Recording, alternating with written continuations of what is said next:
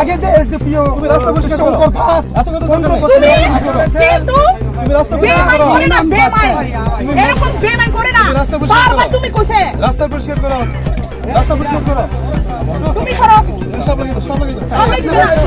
পরিষ্কার করো কিন্তু বেজাল না জেড দিতেছ কোন জায়গা যাইবো জেড দিতেছ লাগি দামড়ারে